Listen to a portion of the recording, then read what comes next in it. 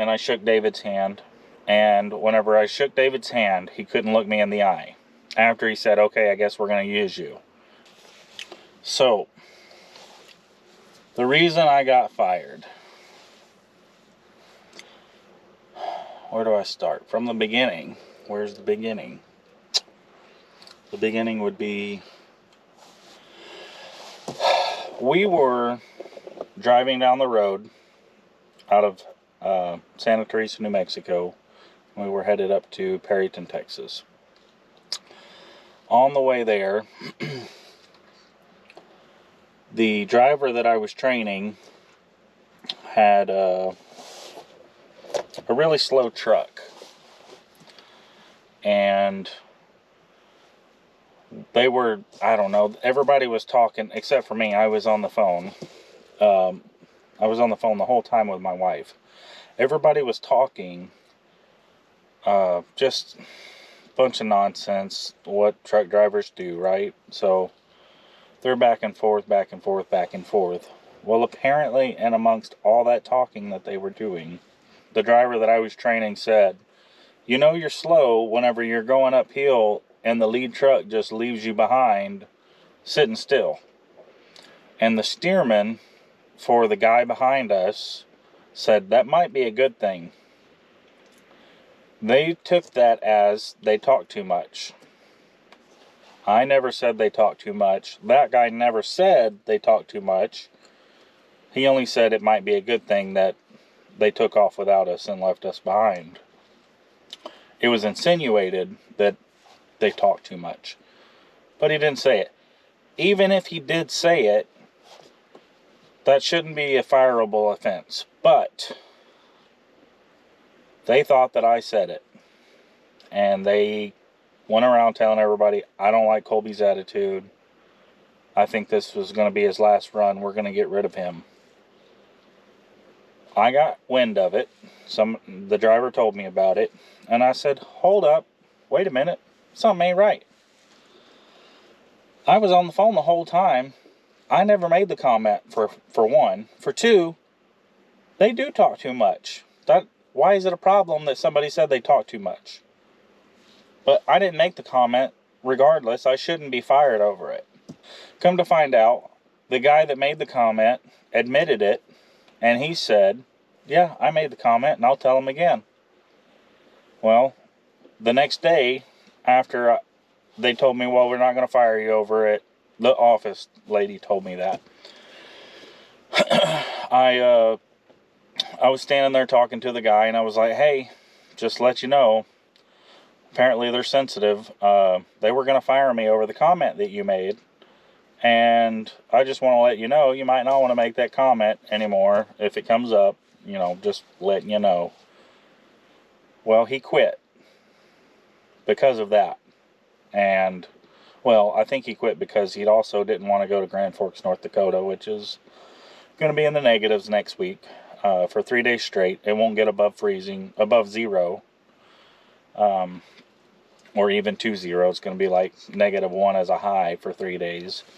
Anyways, so he quit, and he told him that because of what I told him.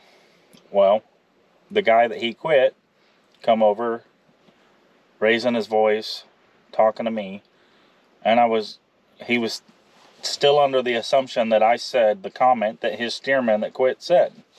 I don't know if this is making sense. My driver said, wait, I was there for that whole conversation.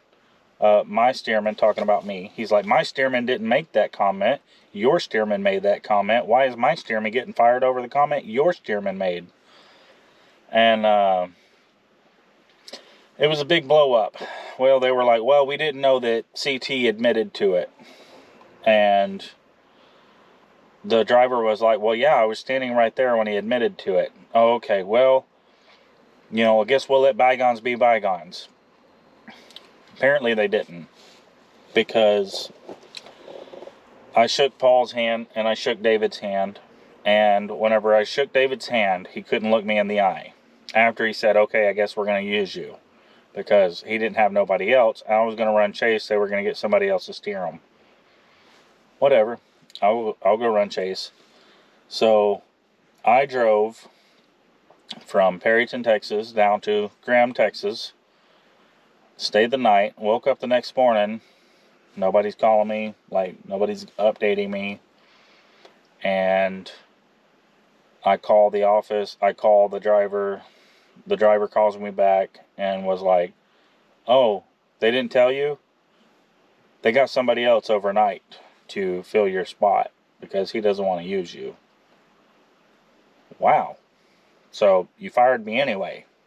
And you let me drive 5 hours whenever I could have went home. You let me drive 5 hours to another place whenever I could have drove in a completely different direction.